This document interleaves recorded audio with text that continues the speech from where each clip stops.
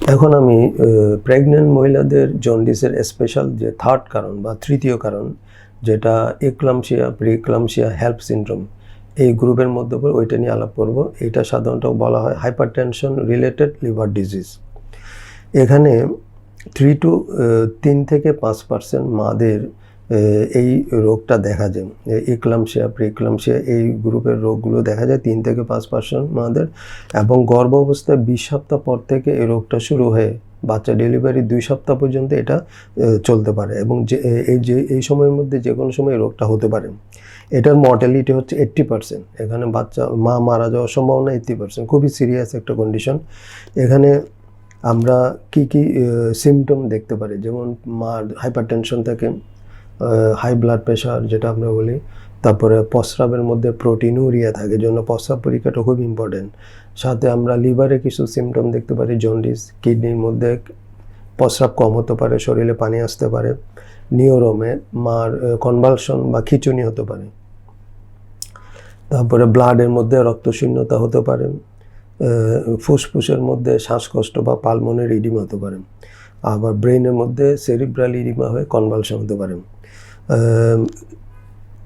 কোন কোন মাদের বা কাদের এক্লাম্পসিয়া, প্রিক্লাম্পসিয়া এগুলো কাদের বেশি হয়? সাধারণত বেশি বয়সে মা যারা হয় তাদের এটা বেশি দেখা যায়। ওবেসিটি, স্থূলতা, মাদের যদি স্থূলতা থাকে বা ওবেস অবস্থা থাকে তাদের এটা রোগ হতে পারে। যাদের আগে থেকে ডায়াবেটিস আছে, হাইপারটেনশন আছে, তাদের এটা হতে পারে। আর একসাথে 2-3টা বাচ্চা যখন পেটে আসে তখন এই অবস্থাটা হতে পারে, অথবা যাদের ফ্যামিলি হিস্ট্রিতে এই রোগটা আসে তাদের এটা হতে পারে। 20% এই গ্রুপের 20% মানুষের হেল্প সিনড্রোম ডেভেলপ করে। হেল্প সিনড্রোমটা হচ্ছে রক্তটা ভেঙে যায়, ফলে রক্তশূন্যতা হয়, তারপরে লিভার ফাংশনগুলো একটু ইম্পেয়ার্ড হয় বা লিভার এনজাইমগুলো বেড়ে যায়, আর প্লাটেলেট কাউন্ট কমে যায়। এটাকে বলে হেল্প সিনড্রোম। 0.4 to 1.9% অবস্থায় এই গ্রুপের রোগীদের লিভার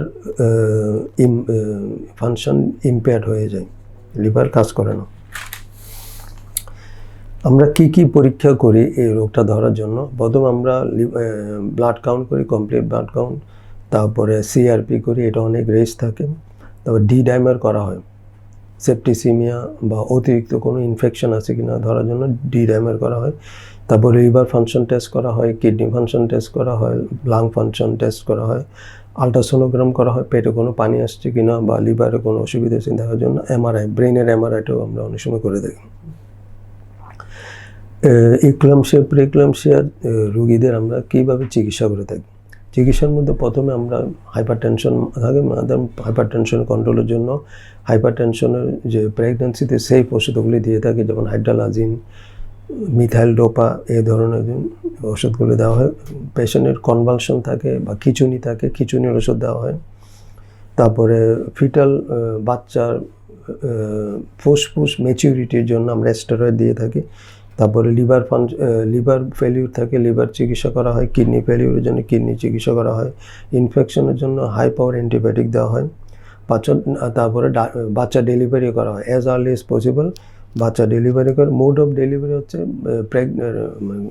গাইনি ডাক্তাররা যেভাবে ইন্ডিকেশন দেয় সেই অনুসারে ডেলিভারি করা যায়। ডেলিভারির জন্য কোনো স্পেশাল ইস্যু নেই।